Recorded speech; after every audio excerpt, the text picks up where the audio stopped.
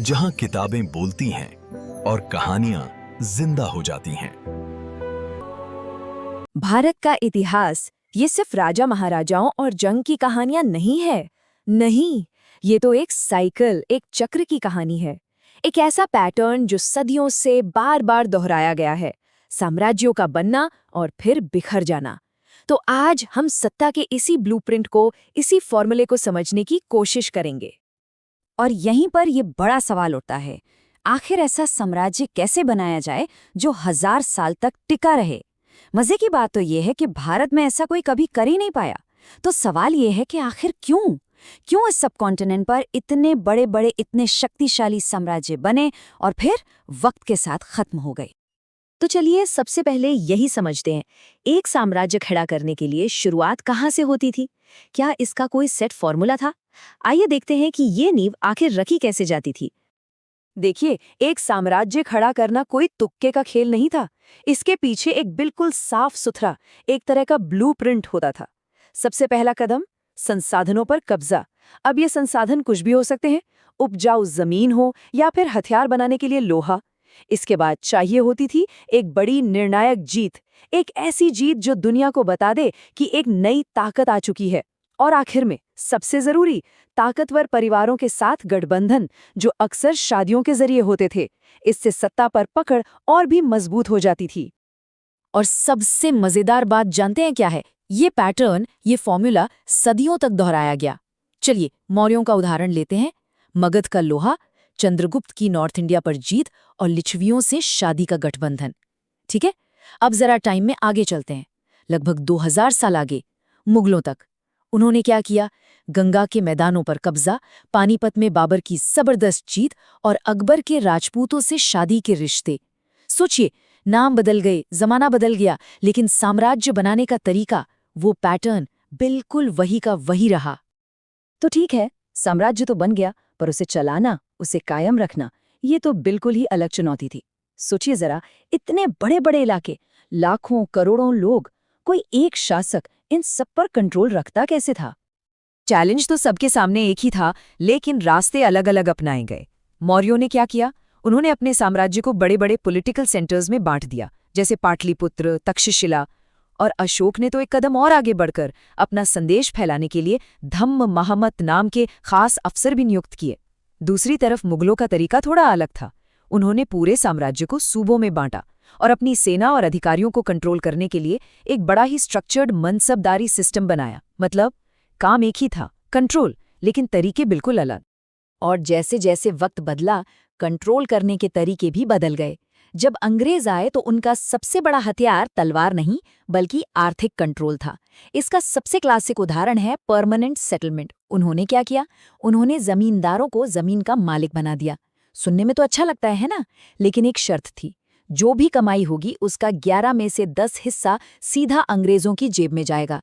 ये संसाधनों पर कब्जा करने का एक बिल्कुल नया और बहुत ही शातिर तरीका था। लेकिन शासन सिर्फ एडमिनिस्ट्रेशन और टैक्स वसूलने का नाम नहीं था। नहीं, ये अपनी ताकत और शान-ओ-शौकत का प्रदर्शन भी था।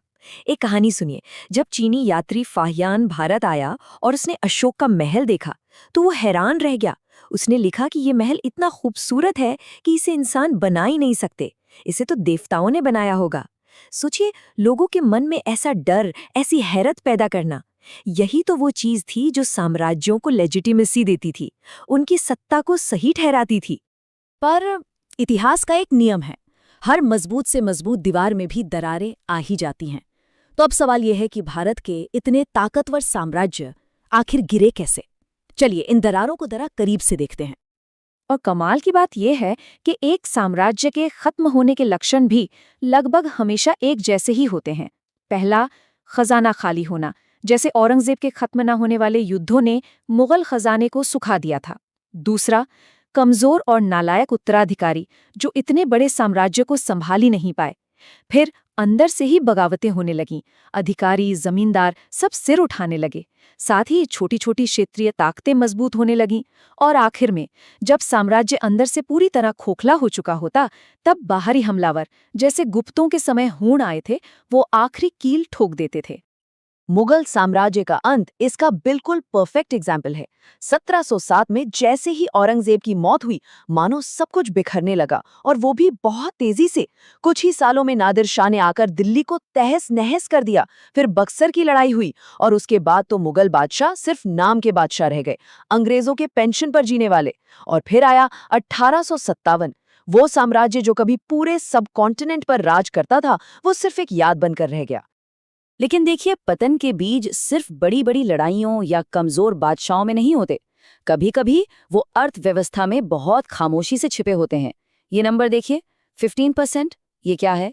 ये मौर्य काल में लोन पर लगने वाला सालाना ब्याज था। अब सुनने में ये शायद ज्यादा ना लगे, है ना? लेकिन जरा उस किसान या छोटे व्यापारी के बारे में सोचिए, जो इस कर्ज के बोझ तले दबा हुआ है। यही वो आर्थिक दबाव था, वो साइलेंट किलर जो अंदर ही अंदर किसी भी साम्राज्य की जड़ों को खोखला कर देता था। तो क्या इसका मतलब ये है कि जब साम्राज्य खत्म हो जाते हैं तो सब कुछ धूल में मिल जाता है? क्या पीछे कुछ नहीं बचता? नहीं, ऐसा बिल्कुल नहीं है। सच तो ये है कि उनकी गूंज आज भी हमारे चारों तरफ सुनाई देती है। मौर्यों को याद कीजिए, वो चले गए, लेकिन सांची का महान स्तूप आज भी खड़ा है। उनकी वास्तुकला और बौद्ध धर्म की एक अनमोल विरासत। अगर हम दक्षिण भारत की तरफ देखें तो चोल वंश ने हमें तंजावुर का शानदार बृहदीश्वर मंदिर दिया। यह सिर्फ एक मंदिर नहीं, उनकी ताकत और कला का एक जीता जागता सबूत है। और मुगलों की बात करें तो उन्होंने दुनिया को ताजमहल दिया, एक ऐसा शाहकार शाही ताकत का एक ऐसा प्रतीक जिसे आज किसी इंट्रोडक्शन की जरूरत ही नहीं है। तो आखिर में ये चक्र हमें सिखाता क्या है? यही कि साम्राज्य बनते हैं और मिट जाते हैं, लेकिन उनकी विरासत, उनके बनाए रास्ते, उनकी खींची हुई लकीरें वो सदियों तक जिंदा रहती हैं। और यह हमें एक बहुत बड़े सवाल पर लाकर छोड़ देता है। हमारे समय की आज की जो ताकतें हैं, वो आने वाले कल के लिए कौन सी विरासत छोड़कर जाएंगी?